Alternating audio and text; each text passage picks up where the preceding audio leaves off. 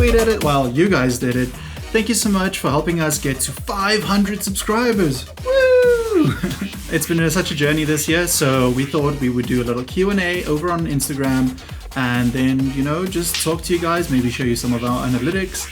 Let's get into it. Hi, I'm Mark. And I'm Yaku. And welcome to this 500 subscriber Q&A analytics bonanza working title. So we asked you guys for any questions you have for us to answer in this here video. If you aren't following us on social media yet, then why don't you do that? It's free, just like subscribing to the channel is free. If you haven't done so yet, you should probably go do that. Yeah, so let's get into it. So our first question is, what inspired you to create 6 shorts in 6 weeks? I think it started both Mark and I had this void after finishing film school where we were doing things, but it wasn't really film related. So I made this little 3-minute short film that had a screening in Cannes. And when I came back, I was like, let's just make movies. So I met up with Mark and, Mark had a similar idea. So we were like, why not just do it together? Because obviously we work together on Malamula. So yeah. And perhaps a little throwback to the origins is, if you look back at the announcement video for the 6 shorts in 6 weeks, is you'll see all of us do hilarious impressions of filmmakers online, telling everyone out there to just go and do the thing. No one's gonna present you this opportunity on a silver platter these days with the technologies and the changing, scope of the industry and all that. You just gotta do it yourself, make it yourself, So we thought that we'd also take that sort of ethos with us into the making of the things, which is where Make Your Movie came from. So another question is, will you ever try to do a very short film with children or animals? I think what they're referring to here is that there's that sort of screenwriting rule or whatever. It's don't make a film with children or animals, because it's gonna be just a disaster. Children never listen, animals do whatever they want, and it's gonna be so crazy. But when we made Birth of a Karen, the actor that played the daughter, Maxine, was great. I mean, no problems at all. She was just nailing it, take after take. So I think I would, yes. If the story needs for it, then you just do it. There's going to be challenges all the time. And I think if you just really plan for that, if you just know that okay, we're going to have an animal at this part and it's planned around that specific moment, then you got this, you know what I mean? I don't think you should just be oh no, I'm not going to include a child or animal because... Yeah, just because it's scary. Yeah, face your fears. Cool. So our next question is, what was your favorite short to create? And for me, I have to say My Skat, or My Treasure for the English people, was my favorite. It was a pretty personal film. It had the films and the pictures of my late grandparents in there, and my brother was the actor. So, and I shot it alone here at my house in Bloemfontein during the lockdown. So it was a really nice sort of nostalgic, reflective time anyways. So yeah, I would definitely say that was my favorite short to create, just because of all the emotional attachments that I have to that film. Mine is Alle grapjes op 'n stokkie, or All Jokes Aside. Another Afrikaans one? Yeah, because there was, I think on the shoot day, there was just a crazy amount of challenges that we all overcame together as a crew. And we all made this thing, and also that story was just a long time in the making, and we got to make at least a version of it for now. I don't know, it's just something really nice about, there wasn't much just stuff. There was just camera, actors, let's do this thing, you know what I mean? And yeah, it was a good time. Challenges are fun in retrospect. Yeah, in retrospect. Yeah, when you're going through them, it's a disaster. Yeah, it's super stressful. Yeah. We have another question here from a Mark Haynes. I wonder who that is. But anyway, I just wanted to just put this question in the mix to talk about what is a looped picture, if you may be wondering. And so a loop picture is a throwback to Malamula, and it relates to a few things. It's a looped picture is like a reel of film, like looping through a projector, or specifically to Malamila, there's the time travel, and he like does various loops. So when we were writing Malamila, we'd be like, oh, what loop is he in? He's in like loop 3, he's in loop 4, what's going on in there? And then we're like, hey, loop pictures. So it all comes around. And also, if you haven't watched Malamila, then link to that over there. It's the OG. Also, what came out of that sort of time when we decided Loop Pictures was going to be the like production company name, was that I got into the Cannes short film corner with a film that we did in third year that was not a Loop Pictures film. And I went to Cannes with my friend Stephanie, and it was just like an eye-opening experience of like cinema and culture and France. Anyways, yeah, it was just like this experience that like really sort of shaped the way I looked at cinema after that, which does lead into our next question, which is, would you ever go back to Cannes after COVID? Well, what kind of question is that? Of course, if I could go back to Cannes every year, I would. It's the best. It's the best. I don't know what else. Why wouldn't you want to go back to Cannes? You get to see the best of the best films. It's amazing. It's a great experience, and I would highly encourage anybody that, even if you just get into the short film corner and you think, oh, I'm not really going to sell my movie, who cares about that? Just go for the experience. It's amazing. And I haven't gone yet, so you best believe I'm going. And the next question is, will the pay be miserable, hours long, and all the hard work go unnoticed? Will it? Will it go unnoticed?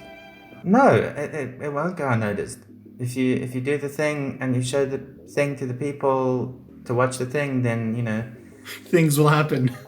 You'll get a response from the thing. You know, yeah, I think if you're sort of having those doubts, I think it's extremely natural. But then I also think you got to think about like, what are you doing it for? Like, are you just doing it for the praise?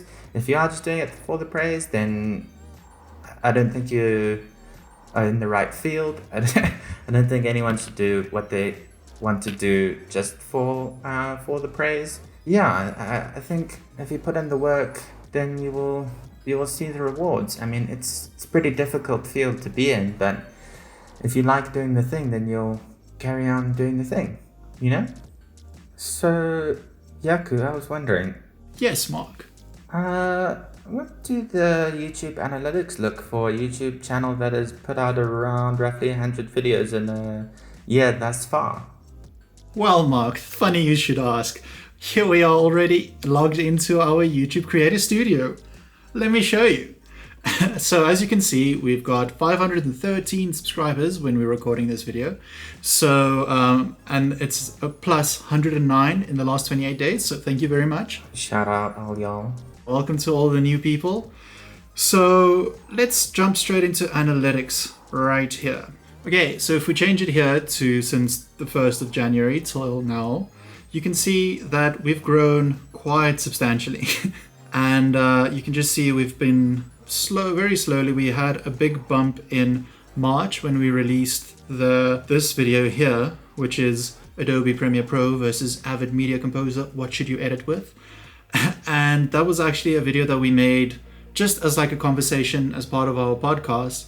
And you know, we do those extracts, so we just put that on there. So that video was really generating a lot of interest throughout the year. So around August, we decided like, let's refresh that, because that was just like a very sort of loose conversation that we had around it. Let's do proper tests and let's do it again. If you haven't seen that video, I edited 4 episodes of our show on the page using those 4 different programs, and then I just compared them.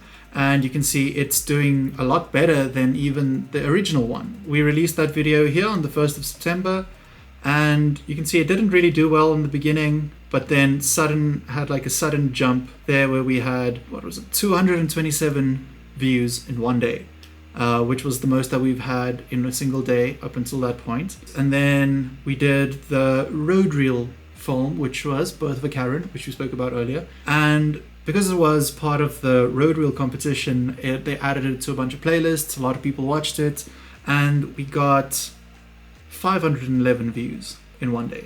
So that was really good. So Yaku, that's a whole lot of analytics. What top tips or lessons do you think you have learnt and you can share to everyone out there who's also growing a YouTube channel? That's a very good question. Thanks, Mark. Sure. So what I think we've found is that topical videos and videos that are sort of like versus videos do really well. And that's actually something that I picked up from a video from Think Media. Videos where it's like this thing versus that thing, especially if it's things that people are searching for. Both of our Premiere versus Avid videos are very high up in the search list if you search for that. So that would be one tip. Do a versus video in your niche and what relates to your channel. Don't just do like applesauce versus banana sauce unless you're a cooking channel. You know what I mean? If we suddenly did, Tesla versus Mazda video, you know, that's a cool video. It'll probably get a lot of views, but it has nothing to do with filmmaking. So a lot of people might watch it, a lot of people might subscribe, but then they'll be like, but this has nothing to do with that video, so they'd unsubscribe. Yeah, because you got to keep it interesting for yourself as well, making it. Because I think a lot of people will click through for the versus thing, but then they won't stick around. Yeah, and you can really see that with the subscriber count as well. As soon as we did the updated video on the Premiere versus Avid video, you can see we had this huge spike. Yeah, we've had some unsubscribes throughout the year. Ignore those. But yeah, the most we've had in one day was 15 subscribers in one day. So that's insane. And right now we're averaging, we're doing pretty well, doing around between 2 and 6 in a day. So that's very cool. Thank you again. And get your friends to subscribe. We've got a lot of cool videos. Of course, our revenue, we haven't gotten monetized yet. We're only on 500 subscribers after a whole year. We've done like 100 videos and we're not monetized. So yeah, it's a challenge, but we're not discouraged. We're going to keep going. We're going to keep doing what we're doing. We've got a lot of ideas for cool new videos. But anyways, it's nice to see that the things that we spend the most time on, which is obviously the films, is the things that you guys are enjoying the most. Well, besides obviously the versus videos. But yeah, we're going to keep doing films. We love doing films. So if you're not subscribed yet, do it. Become part of our community. Press that subscribe button. Like Mark said, it's free. Thank you. Appreciate it. Come on this journey with us. Cool. So we're going to end off with one last question. And that is, what is your biggest goal for 2021? So we've got a lot of plans. We've got a lot of things cooking. Obviously, we're going to keep on doing the YouTube thing. Except we're going to release a video later on at the end of the year explaining what's happening for 2021 in terms of our uploads. So we're going to be obviously carry on making the short films and working on a lot of stuff, a lot of exciting things behind the scenes. So stay tuned. Even more reason to subscribe. And also, if there's specific videos that you want us to make, please let us know in the comments. We want to make videos that you want to watch. So if you have an idea for a thing, or if there's something that you want to know more about, leave it down in the comments below. We try to respond to all of them. That's one of the perks of having a small-ish YouTube channel. We can reply to everybody. So please leave them down there. We'll be sure to read them and reply. So until next time, go out there, stay safe, and make your movie.